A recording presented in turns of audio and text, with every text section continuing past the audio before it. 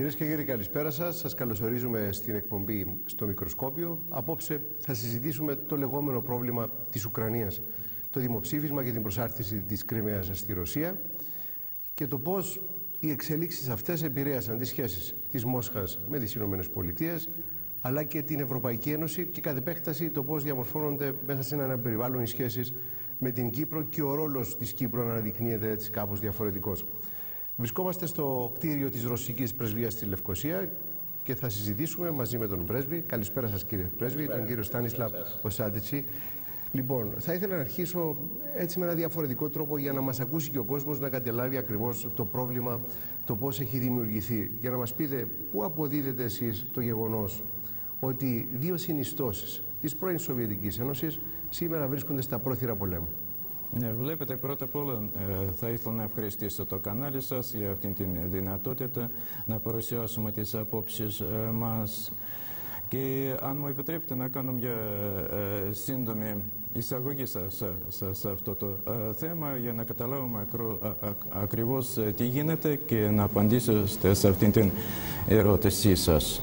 Να σας επενθυμίσω ότι η αφετηρία όλων των γεγονότων που έγιναν ήταν η αφορμή αυτών των γεγονότων ήταν ακριβώς η άρνηση της κυβέρνησης του Γιαννουκόβιτς, νομίζω πως ήταν στις 21 Νοεμβρίου, άρνηση να υπογράψει συμφωνία με την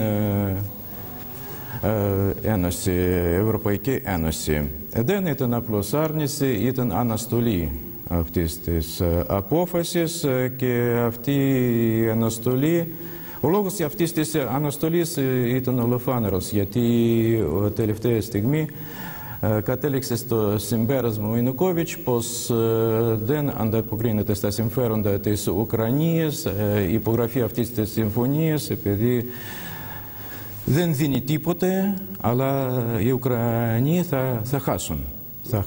Πρώτα απ' όλα στο οικονομικό τομέα. Εντός των παραθέσεων πρέπει να σημειώσω πως και η σημερινή κυβέρνηση του Γιατσενιούκ δεν επέγραψε, όπως ξέρετε, πριν μερικές μέρες το οικονομικό σκέλος αυτής της συμφωνίας στις Βρυξέλλες, επέγραψε μόνο πολιτικό σκέλος. Μα τότε... Γι' αυτό εκτιμάτε εσείς προκλήθηκε η αντίδραση του κόσμου. Ναι, η αντίδραση του κόσμου δεν εξυπηρετούσε τα συμφέροντα της Ουκρανίας. Δεν εξυπηρετούσε τα συμφέροντα της Ουκρανίας, ιδιαίτερα στο οικονομικό τομέα. Μα το ξέρουμε πολύ καλά πως στην Ουκρανία υπάρχουν δυνάμεις που είναι υπέρ της, ας πούμε, φιλοευρωπαϊκής πορείας της χώρας και άρχισαν αυτές οι δυνάμεις βγήκαν στην σκηνή και ήρθαν στην πλατεία Ανεξαρτησίας, Ευρωπλατεία, είτε Μαϊντάν όπως λένε οι Ουκρανοί, και άρχισαν εκεί διαδηλώσεις. Πρώτα οι διαδηλώσεις αυτές είναι αρκετά ήσυχες μέχρι τώρα, μέχρι την στιγμή που ήρθαν σε αυτήν την πλατεία ακροδεξιοί. Ακροδεξιοί τι εννοούμε όταν λέμε ακροδεξιοί. Ακροδεξιοί είναι δεξιός τομέας. Λεγόμενη ομάδα των εκείνων των τρομοκρατών, ας πούμε, εμείς τους λέμε τρομοκράτες, γιατί πήραν μέρος στο πόλεμο στην Τσετσνιά, στην Κάυκασο, και ο Γιάρος που είναι επικεφαλής αυτής της ομάδας είναι γνωστός μας άνθρωπος για μας. Και αυτοί οι δυνάμεις μαζί με το άλλο κόμμα που ονομάζεται Ελευθερία, Σβομπόδα, άρχισαν ταραχές στην πλατεία Μαϊντάν. Άρχισαν ταραχές και άρχισαν αιματηρές συγκρούσεις και τα λοιπά. Και τότε εμείς, για μένα ήταν μεγάλη έκπληξη πως σε αυτήν την πλατεία ήρθαν δυτικοί εκπρόσωποι. Πολλοί δυτικοί εκπρόσωποι και επισκεφτόνταν την πλατεία και υποστήριζαν αυτές τις δραστηριότητες. Ποιοι ήταν σε αυτήν την πλατεία? Έχω την λίστα εδώ, για παράδειγμα, επικεφαλής της εξωτερικής πολιτικής της Ευρωπαϊκής Ένωσης Έστον, ΥΠΕΞ Σουηδίας, Γερμανίας, Καναδάς, υφύπεξ τον ΗΠΑ Νούλαντ, Αμερικανός γερουσιαστής Μακκέιν, Αμερικανός γερουσιαστής Μπέρντι, Αμερικανός πρέσβης στο Κίεβο Πάετ, πρώην πρωθυπουργός της Πολωνίας Κατσίνσκι, πρώην πρόεδρος Γεωργίας Σαακασβίλη και άλλοι. Ένας πολύ μεγάλος, η Ουκρανία είναι όμως μια ανεξάρτητη χώρα. Ναι. Δεν μπορεί να επιλέγει τον τρόπο με τον οποίο θα ασκήσει. Μπορεί να επιλέγει τον τρόπο και τους στρατηγικούς της εταίρους πάνω στα θέματα της οικονομίας. Μα πρέπει να διαλέξει τους τρόπους, να διαλέξει έχουμε διπλωματικούς, πολιτικούς μεθόδους να επιβάλλουμε τις απόψεις μας. Όχι συγκρούσεις, όχι αιματοχυσία. Και ο Януκόβιτς κατάλαβε πως ήταν στην άκρη η κατάσταση και υποχώρησε στις 21 Φλεβάρι. Είπε πως πρέπει να καθίσουμε στο τραπέζι των διαπραγματεύσεων και να υπογράψουμε καινούργια συμφωνία. Αυτή η καινούργια συμφωνία συνυπόγραψαν και οι ύπεξ της Γερμανίας και της Πολωνίας και ο εκπρόσωπος της Ευρωπαϊκής Ένωσης. Και αυτή η συμφωνία προνοούσε επιστροφή του συντάγματος του 2004 που προνοούσε κοινοβουλευτική μορφή διακυβέρνησης στην Ουκρανία, πρόορες προεδρικές εκλογές, σχηματισμό κυβέρνησης εθνικής εμπιστοσύνης, απομάκρυνση των δυνάμεων δημόσιας τάξης από κέντρο του Κιέβου, κατάπαυση βίας και αφοπλισμός των δυνάμεων αντιπολίτευσης. Αυτό το τελευταίο δεν άρεσε καθόλου στους ακροδεξιούς και εμείς τους λέμε και νεοφασίστες και νασίστες, και ο δεξιός τομέας αρνήθηκε να φύγει από πλατή ανεξαρτησίας από Μοϊντάν και συνέχισε δραστηριότητες. Δεν συμφώνησε με αυτήν. Γι' αυτό λέμε και δεν είναι νόμιμη η καινούργια κυβέρνηση της Ουκρανίας. Γιατί δεν είναι νόμιμη? Γιατί στο κοινοβούλιο αμέσως έδιωξαν εκπροσώπους του κόμματος του Януκόβιτς, η πλειοψηφία ήταν ακροδεξιοί και ψήφισαν για τον πρόεδρο. Πώς να διορίσει το κοινοβούλιο τον πρόεδρο? Δεν προβλέπει το Σύνταγμα της Ουκρανίας αυτόν τον τρόπο να διορίσει τον πρόεδρο της Δημοκρατίας. Διέλυσαν το δικαστήριο και συνταγματικό δικαστήριο. Έχει δικαίωμα και το κοινοβούλιο να κάνει τέτοιο? Εσείς γιατί νομίζετε ότι οι Δυτικοί θέλουν έντονη παρουσία στην περιοχή?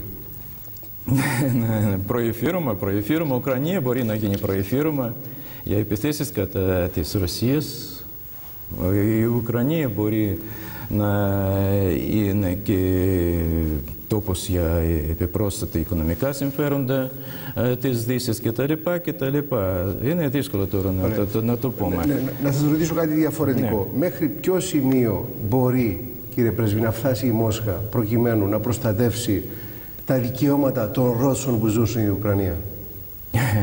Σε αυτό απάντησε ο πρόεδρος Πούτιν, ότι δεν πρόκειται να επέμβουμε τώρα στα εσωτερικά της Ουκρανίας. Δεν είναι το χέρι της Μόσχας, όπως συνήθως λένε. Τώρα, όπως βλέπετε και όπως σας έδειξα, είναι το χέρι της Δύσης. Δραστήριο χέρι της Δύσης σε όλα τα που έχουν συμβεί στην Ουκρανία, όχι της Μόσχας. Μα μέχρι ποια στιγμή, μέχρι ποιο επίπεδο, μέχρι πότε θα αντέξει η Μόσχα αυτή η συμπεριφορά των ακροδεξιών? Γιατί το πρώτο που έκανε το καινούριο κοινοβούλιο, απαγόρευση της ρωσικής γλώσσας. Ξέρετε πως 30% του πληθυσμού της Ουκρανίας είναι Ρώσοι? 30%. Πώς δημιουργήθηκε σημερινή Ουκρανία? Ξέρετε, όταν ο Λένιν ήρθε στην εξουσία το 1918, αυτός αποφάσισε να δημιουργήσει το δεύτερο μεγαλύτερο κομμουνιστικό κόμμα στην Σοβιετική Ένωση, τότε στην Μεγάλη Ρωσία. Γι' αυτό και επιπρόσθετα έδωσε προσχώρηση, έγινε ρωσικών περιοχών στην Ουκρανία. Και μετά το Δεύτερο Παγκόσμιο Πόλεμο, ο Στάλιν προσχώρησε Οδυσσό και Χάρκοφ, νότιες περιοχές, προς την Ουκρανία. Ήταν προς όφελος, μα εκείνη την εποχή δεν υπήρξε σημασία. Γιατί ήταν μια χώρα, Σοβιετική Ένωση, και πού να είναι η Κριμαία, πού να είναι Ντονμπάς, Ντονέτσκ και τα λοιπά, δεν είχε μεγάλη σημασία. Προσδιορίζεται το πρόβλημα με έναν τρόπο που δείχνει την αποφασιστικότητα της Μόσχας να υπερασπιστεί τα συμφέροντα των Ρώσων της Ουκρανίας.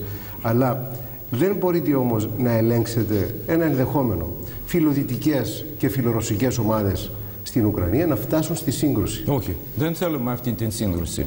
Θα αποφύγουμε αυτή την σύγκρουση με κάθε τρόπο, γιατί δεν είναι προς τα συμφέροντα της Ρωσίας να γίνει σύγκρουση με την Ουκρανία.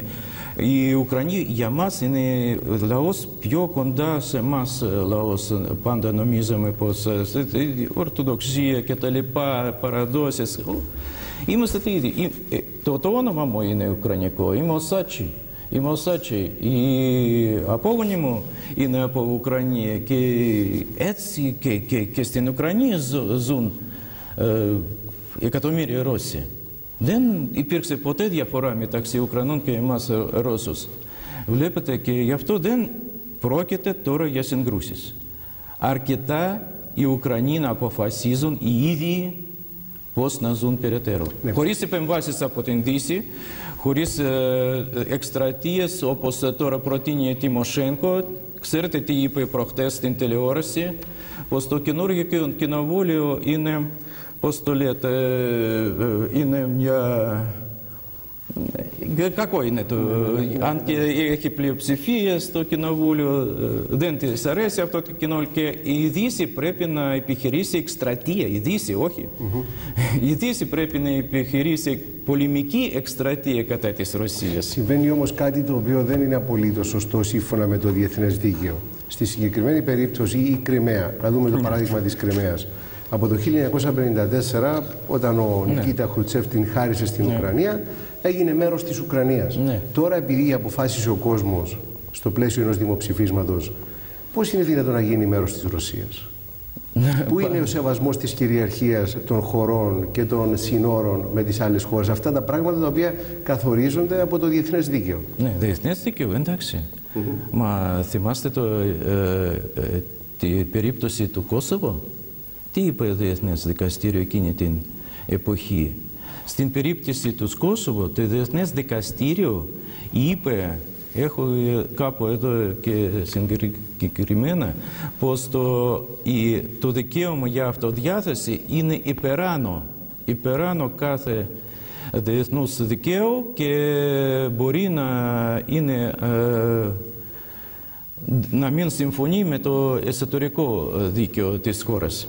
Είναι 2 μέτρα και 2 σταθμά, δηλαδή. 2 μέτρα και αμέσως οι Αμερικάνοι... Στην Κωσόβο έγινε αποδεκτή η απόσχεση, ενώ τώρα δεν γίνεται αποδεκτή η προσάρτηση. Ακριβώς, ξέρετε, οι Αμερικάνοι αμέσως έστειλε memorandum στο Διεθνές Δικαστήριο και είπαν πως συμφωνούν με αυτήν την στάση. Πως αυτοδιάθεση μπορεί να παραβιάσει το εσωτερικό δίκαιο της χώρας. Μάλιστα. Λοιπόν, θα ήθελα να δούμε λίγο τις αντιδράσεις, τον τρόπο με τον οποίο αντέδρασαν οι υπόλοιπες χώρες. Η αποστολή των παρατηρητών του ΟΑΣΕ λύνει το πρόβλημα που προέκυψε προς τον παρόν? Η αποστολή των... Εμείς είμαστε υπέρ της αποστολής των εκπροσώπων του ΟΑΣΕ, γιατί θέλουμε η Δύση καλύτερα να ξέρει την κατάσταση. Το γεγονός είναι ότι πως 96% του πληθυσμού της Κριμαίας ψήφισαν υπέρ επανένωση με την Ρωσία. 60 χρόνια ήταν η Κριμαία στην Ουκρανία, από 54 όπως σωστά είπατε. Μα αιώνας ήταν μέσα στην Ρωσία. Αιώνας. Και τώρα λένε που όλοι στην Κριμαία λένε πως γυρίσαμε στην Ρωσία. Ήρθαμε πίσω στην πατρίδα μας. Και στο δημοψήφισμα ψήφισαν, κοιτάξτε να δείτε, στο δημοψήφισαν 86, ναι, 96% ψήφισαν υπέρ προσχώρηση προς την Ρωσία. Θέλουμε οι Δυτικοί να έρθουν να δουν τι γίνεται στην Κριμαία, πώς αισθάνεται ο λαός. Ξέρετε πως η οικονομία της Κριμαίας είναι στα χάλια. Ποτέ δεν έδινε η Ουκρανία, αρχές της Ουκρανίας, μεγάλη σημασία στην Κριμαία. Γιατί δεν ήταν Ουκρανία, γιατί εκεί ποιοι ζουν στην Ουκρανία, εκεί ζουν Ρώσοι. Και είναι 80% Ρώσοι.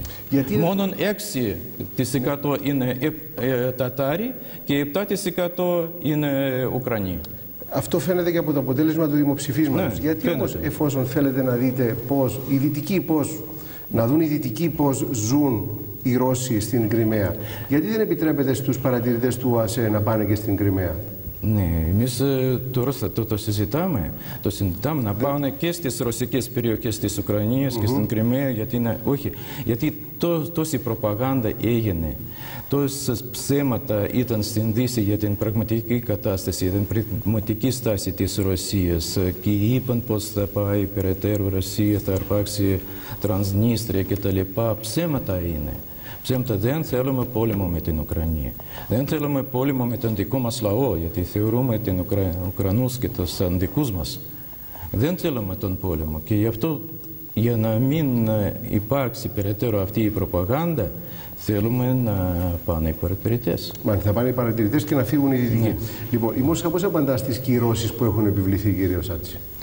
Η Μόσχα δεν απαντά μέχρι τώρα στις κυρώσεις. Ξέρετε, αυτές οι λίστες των προσώπων, των παραγόντων, διαφόρων πολιτικών παραγόντων, αν είναι κυρώσεις, εντάξει είναι. Εμείς σχηματίσαμε την δική μας λίστα από 9 γερουσιαστές, Αμερικάνων κτλ.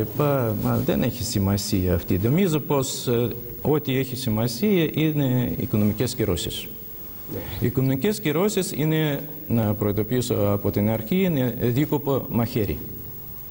Γιατί είναι προς όφελος, οι Δυτικοί νομίζουν πως είναι προς όφελος της Δύσης, εμείς νομίζουμε πως προς όφελος της Ρωσίας. Γιατί προς όφελος της Ρωσίας?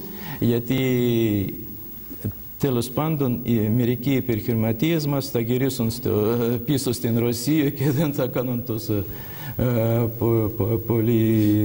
πολλές δραστηριότητες στο εξωτερικό. Θα αποσύρουν καταθέσεις από ευρωπαϊκές τράπεζες, για παράδειγμα. Ακριβώς. Έχοντας υπόψη και τα κορώματα. Έχετε υπόψη σας γιατί ποσά μιλούμε, για πόσα δισεκατομμύρια διατηρούν Ρώσοι καταθέτες σε ευρωπαϊκές τράπεζες? Νομίζω πως διατηρούν πολύ, δεν έχω αυτά τα στοιχεία.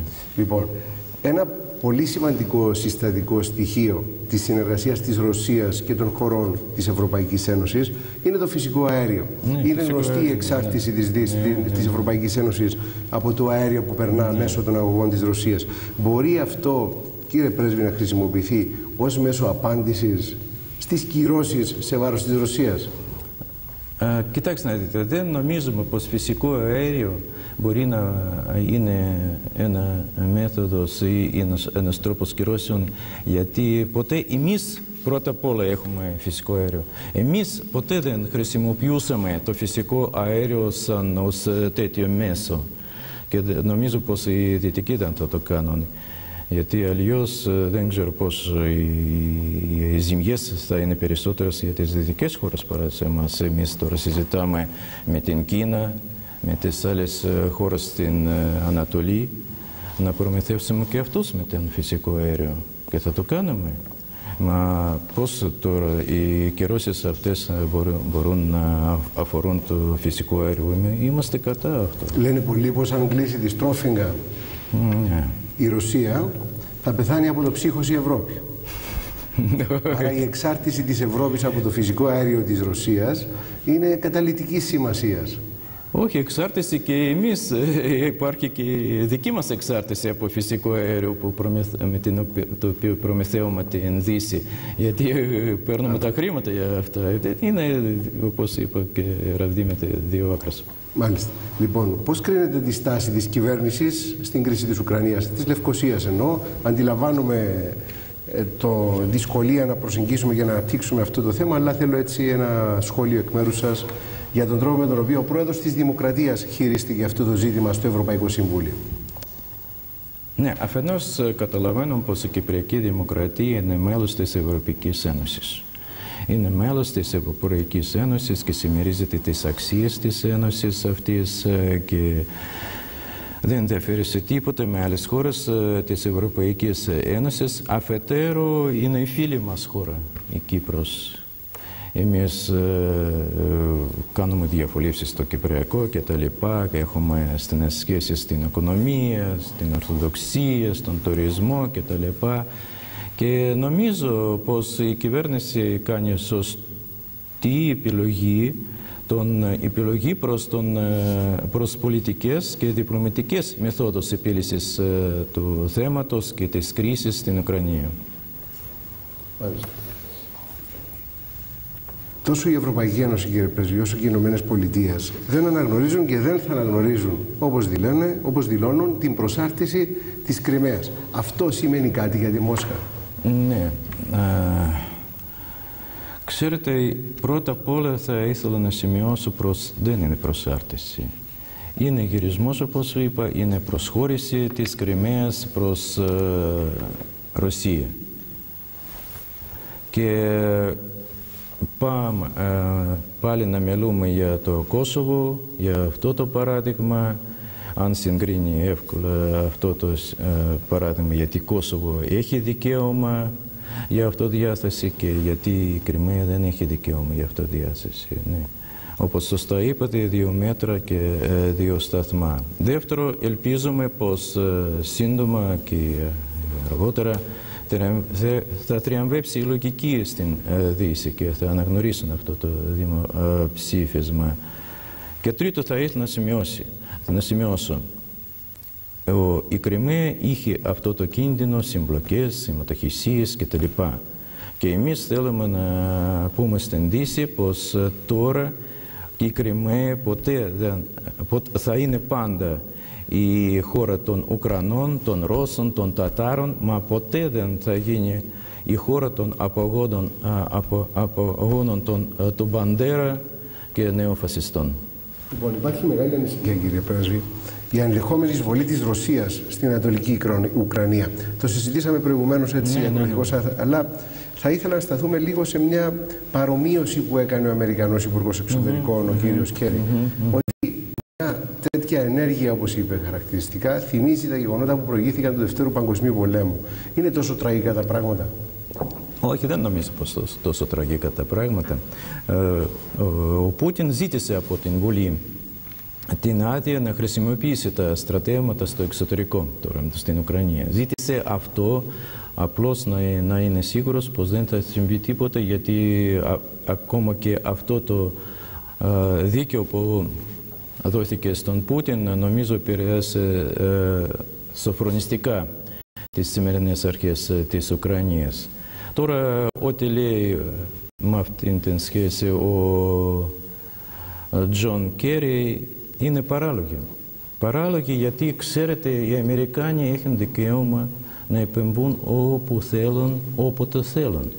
Να πάρουμε από περασμένα αιώνα Ντομινικάνες, να πάρουμε για παράδειγμα Ιράκ, Λιβύη τώρα. Κάνουν ό,τι θέλουν εκεί που δεν έχουν πολίτες της Αμερικής.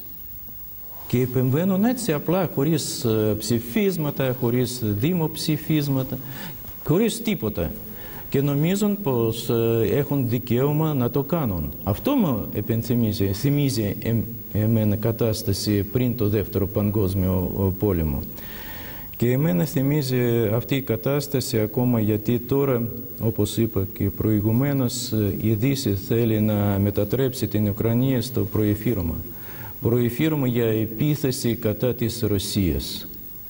Δεν ήταν έτσι και δεν θυμίζει μας την πολιτική του Τσέρτσιλ πριν το Δεύτερο Παγκόσμιο Πόλεμο να στρέψουν τους φασίστες κατά της Ρωσίας πρώτα απ' όλα. Αυτός είναι ο στόχος? Όχι, δεν νομίζω πως αυτός είναι ο στόχος ακριβώς τώρα. Δεν θέλω να το νομίζω, δεν θέλω να το σκέπτομαι πια. Μα απλώς λέω πως τώρα στην Ουκρανία θα θριαμβεύσουν ακροδεξιές δυνάμεις. Νεοφασίστες σίγουρα και νεοναζίστες. Και πώς το βλέπετε τότε την κατάσταση στην Ευρώπη? Ξέρετε τι γίνεται στην Βαλτική? Μόλις αυτόν τον μήνα έχουμε δει παραλάσεις στην Βαλτική των εκείνων των στρατών που πήραν μέρος στο ΣΕΣ, στο Δεύτερο Παγκόσμιο Πόλεμο, απογόναν από εκείνους τους ανθρώπους. Και όταν λένε Αμερικάνοι, και τον Μάρτιο έγινε 15 χρόνια έγιναν μετά τον βομβαρδισμό, πριν 2-3 μέρες, έγιναν 15 χρόνια μετά τον βομβαρδισμό του Βελιγράδι. Ξέρετε πως ήταν ακριβώς 15 χρόνια πριν.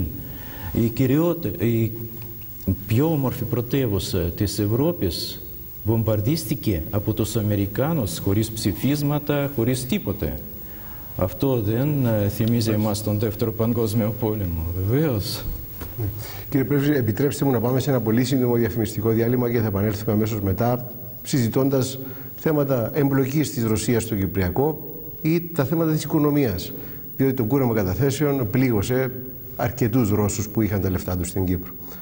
Επανερχόμαστε σε λίγο. Συνέχεια, κυρίες και κύριοι, στην εκπομπή μας συζητούμε με τον πρέσβη της Ρωσίας στην Κύπρο. Κύριε πρέσβη, συνεχίζουμε με τον Κυπριακό. Θα ήθελα να μας πείτε σε ποιο βαθμό συμμετέχει η Μόσχα στη νέα διαδικασία που βρίσκεται σε εξέλιξη η επίλυση του προβλήματος. Ναι, η νέα διαδικασία, όπως θυμάμαι, άρχισε τον Φλεβάρι και διεξάγεται από την αιγίδα των Ηνωμένων Εθνών. Όπως ξέρουμε και είμαστε υπέρ αυτής της διαδικασίας. Τελευταία σε αυτήν την διαδικασία μπήκαν οι Αμερικάνοι ενεργά.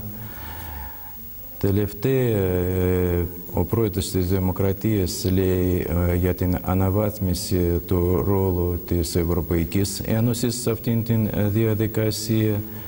Τελευταία έγιναν επισκέψεις και αστεί επισκέψεις των διαπραγματευτών στην Άγκυρα και στην Αθήνα. Αν όλα αυτά στα σύνολα βολεύει την κυπριακή πλευρά, είναι εντάξει για μας. Πάντα λέγαμε πως αυτό το κυπριακό είναι έργο των ίδιων των Κυπρίων. Από την δική μας πλευρά πάντα υποστηρίξαμε και υποστηρίζουμε ενέργειες και των δύο πλευρών. Και εμείς από καιρό σε καιρό διεξάγουμε διαπραγματεύσεις, συμβουλεύσεις με την κυπριακή πλευρά και λέμε πώς μπορούμε να βοηθήσουμε τον άλλο και στο Συμβούλιο Ασφαλείας όταν συζητείται εκεί το Κυπριακό κτλ. Δεν έχουμε ακόμα μηνύματα που μας έλεγαν πως χρειάζεται πιο έντονη, πιο δραστήρια συμμετοχή μας στο Κυπριακό. Σας ενοχλεί αυτό που επισημαίνετε? Όχι, δεν μας ενοχλεί. Είναι πιο ενεργά μπλεγμένοι στη διαδικασία λόγω και της δικής μας επέτασης οι Ηνωμένες Πολιτείες, για παράδειγμα. Ναι, οι Ηνωμένες Πολιτείες, αν βουλεύει εσάς αυτή η συμμετοχή, είναι εντάξει για μας.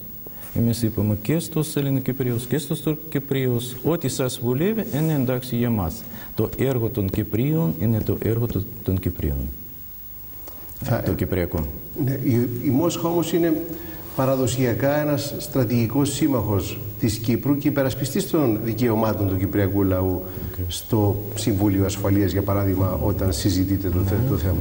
Γι' αυτό και εμείς συνεχώς έχουμε διαβουλεύσεις, γι' αυτό και είπαμε πως θα υποστηρίζουμε και στο μέλλον την διαδικασία που βουλεύει τους Κυπρίους. Ναι. Το γεγονός ότι δεν σας έχει ζητηθεί να έχετε πιο ενεργό εμπλοκή, αυτό για σας έτσι δημιουργεί ένα στίγμα πικρίας? Καθόλου. Καθόλου δεν δημιουργεί, γιατί έχουμε στενές επαφές με την κυπριακή πλευρά. Λοιπόν, βλέπετε οποιαδήποτε ομοιότητα μεταξύ Κριμαίας και Κύπρου, διότι ο πρέσβης της Ουκρανίας στην Κύπρο προσπάθησε να κάνει μια παρομοίωση και θέλω το δικό σας το σχόλιο. Ναι.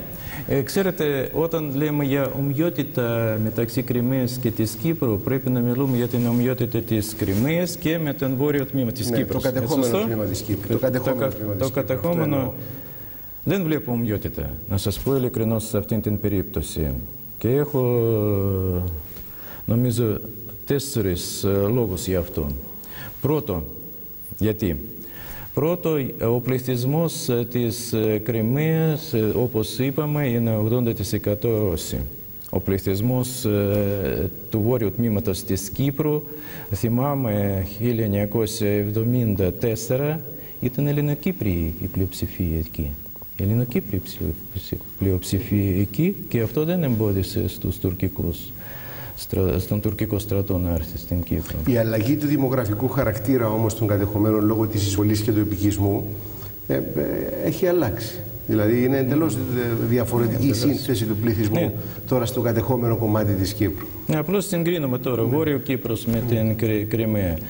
Δεύτερος λόγος, η Κριμαία ήταν μόνο τα τελευταία 60 χρόνια στην Ουκρανία. Ενώ ο Βόρειος Κύπρος ποτέ δεν ήταν μέρος της Τουρκίας, έτσι δεν είναι. Και η Κριμαία αιώνας ήταν μέρος της Ρωσίας, της Ρωσίας. Τρίτον, δημοψήφισμα. Διεξήχθηκε στην Κριμαία δημοψήφισμα. Ο λαός ελεύθερα, όχι με το πιστόλι στο κρόταφο, όχι ελεύθερα ψήφισε για την προσχώρηση προς την Ρωσία. Δεν υπήρξε καμία δημοψήφισμα πριν την τουρκική εισβολή. Συνεπώς, να το ξεκαθαρίσουμε. Εάν για παράδειγμα σήμερα όσοι ζουν στα κατεχόμενα, οι Τουρκοκύπροι και οι Έπικοι, ψηφίσουν στο πλαίσιο ενός δημοψηφίσματος προσάρτηση στην Τουρκία, αυτό είναι παράνομο και δεν μπορεί να ισχύσει το προηγούμενο της Κριμαίας. Είναι εντελώς διαφορετική. Είναι εντελώς διαφορετική. Υπήρξε τουρκική εισβολή. Και η τουρκική εισβολή άλλαξε την κατάσταση. Και το τέταρτο, ακριβώς αυτό θα ήθελα να πω, τέταρτος λόγος, γιατί ο ψευδοκράτος πάντα στηρίχτηκε στην τουρκική εισβολή.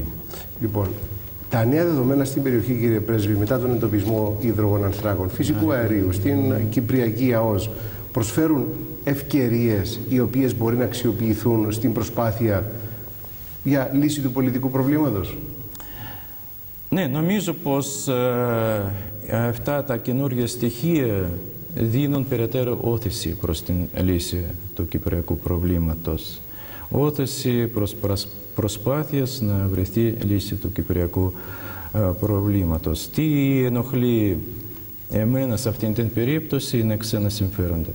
Όπου είναι η οικονομία, όπου έχει εισόδημα, όπου υπάρχουν χρήματα, πάντα υπάρχουν και ξένα συμφέροντα. Τώρα υπάρχουν και ξένοι παίχτες που δεν λέω πως θα προσπαθήσουν οπωσδήποτε, μα υπάρχει, λέω πως τέτοιος κίνδυνος, πως με επίλυση του Κυπριακού θα προσπαθήσουν να εξασφαλίσουν πρώτα απ' όλα τα δικά τους συμφέροντα. Είναι Αμερικανοί, είναι Γάλλοι, είναι Ιταλοί, είναι Κορεάτες, Ρώσοι. Γιατί δεν υπάρχουν Ρώσοι? Ποιος εμποδίσει τους Ρώσους να συμμετάσχουν σε αυτή την προσπάθεια? Εμείς έχουμε αποτυχίες σε αυτό το τομέα. Εμείς πήραμε μέρος μαζί με την Γαλλία σε αυτήν την πρώτη προσπάθεια στο ΑΟΣ της Κύπρου, στην ΑΟΣ της Κύπρου, και δεν ήταν επιτυχημένη αυτή η προσπάθεια. Τη τελευταία στιγμή πήγαμε μαζί με το Total. Total αρνήθηκε να χαμηλώσει να μειώσει την τιμή. Η δεύτερη προσπάθεια είναι η προσπάθεια προμήθειας του φυσικού αερίου για τους σκοπούς παραγωγής ηλεκτρισμού. Πάλι η τιμή ήταν θέμα και αυτήν την φορά δεν ικανοποίησε την Κυπριακή Δημοκρατία αυτή η τιμή. Δύο προσπάθειες που πέτυχαν, ενώ εμείς έχουμε τόσα μεγάλα σχέδια στην δική μας χώρα σε αυτόν τον τομέα και χρειαζόμαστε τόσα χρήματα. Ναι. Εμείς ήμασταν πρόθυμοι, μα τώρα απογοήτευση σε αυτόν τον τομέα υπάρχει. Και ο ρόλος της πρεσβείας σε αυτήν την περίπτωση είναι μόνο να ενημερώσει την δική μας πλευρά της εταιρείας. Και σε αυτήν την περίπτωση οι εταιρείες αποφασίζουν, οι δικές μας εταιρείες αποφασίζουν, είναι προς όφελος αυτών των εταιρείων να συμμετάσχουν. Πιστεύετε ότι υπάρχει οποιαδήποτε σκοπιμότητα για τον αποκλεισμό ρωσικών εταιρειών από αυτή τη διαδικασία, είτε των ερευνών στην ΑΟΣ, είτε της προμήθειας φυσικού αερίου για τις ανάγκες παραγωγής ηλεκτρικής ενέργειας? Απλώς ελπίζω πως δεν υπάρχει σκοπιμότητα, γιατί με την κυβέρνηση και με τον πρόεδρο έχουμε πολύ άρεστες σχέσεις. Και λέω πως σχέσεις είναι μεταξύ των εταιριών των δύο χωρών. Είναι άλλο θέμα. Μάλιστα, λοιπόν, το καταλαβαίνουμε. Το κούρεμα καταθέσεων, κύριε Πρέσβη, που έγινε πρόσφατα, τραυμάτισε τις διμερείς σχέσεις της Κύπρου με τη Ρωσία? Οπωσδήποτε τραυμάτισε πολύ. Τραυμάτισε το κούρεμα, τραυμάτισε το ενδιαφέρον μείωσε το ενδιαφέρον των δικών μας εταιριών προς την Κύπρο, μα πρώτα απ' όλα το κούρεμα τραυμάτισε το δικό σας κύρος της Κυπριακής Δημοκρατίας. Τραυμάτισε το τραπεζικό σας σύστημα. Το κούρεμα πρώτα απ' όλα ήταν κατά της Κυπριακής Δημοκρατίας και βεβαίως τραυμάτισε εμάς. Μα παρατηρώ τώρα ότι υπάρχει πια ακόμα ενδιαφέρον των δικών μας εταιριών προς επενδύσεις στην Κύπρο. Και το δεύτερο στάδιο, τώρα να μην τραυματιστούν οι επενδύτες στην Κύπρο, αν θα υπάρξουν κυρώσεις. Οι κυρώσεις, αν οικονομικές κυρώσεις θα πραγματοποιηθούν, θα μπουν σε ισχύ, τότε θα τραυματιστεί περισσότερες οι οικονομικές μας σχέσεις. Της Κύπρου και της Ρωσίας. Και της Κύπρου και της Ρωσίας, γιατί η Κύπρος θα πρέπει να κάνει ό,τι θα την πει οι Βρυξέλλες. Και το ρωσικό δάνειο των 2,5 δισεκατομμυρίων, οι όροι αποπληρωμής του, νομίζω ότι ενδέχεται να εξαρτάται ποιες θα είναι κυρώσεις, ποιοι θα είναι η αντίδρασή μας σε αυτές τις κυρώσεις, εξαρτάται. Δόξα τω Θεώ πως δεν φτάσαμε ως αυτό το σημείο μέχρι τώρα. Ένα τελευταίο, υπάρχει ενδιαφέρον, νομίζετε εσείς, από το κλίμα που παίρνετε από τη Μόσχα, από ρωσικές εταιρείες να επενδύσουν στην Κύπρο? Ναι, υπάρχει ενδιαφέρον, υπάρχει. Όπως είπα, εμένα μερικές φορές εκπλήττει ότι ακόμα μετά το κούρωμα, μετά από το γεγονός πως οι εταιρείες μας έχασαν τόσο πολλά χρήματα στην Κύπρο, οι Ρώσοι επιχειρηματίες και οι Ρώσοι επενδυτές ακόμα δείξουν ενδιαφέρον προς κυπριακή οικονομία. Και δεν είναι τυχαίο αυτό. Εξηγώ αυτό το γεγονός γιατί είμαστε τόσο κοντά οι δύο λαοί. Ορθοδοξία, κλίμα, τουρισμός, επισκέψεις. Αυτό συμβάλλει στο γεγονός πως οι επιχειρηματίες που έρχονται εδώ, που συμβάλλουν στην ανάπτυξη του τουρισμού και τα λοιπά της Κύπρου, αισθάνονται εδώ σαν στο σπίτι.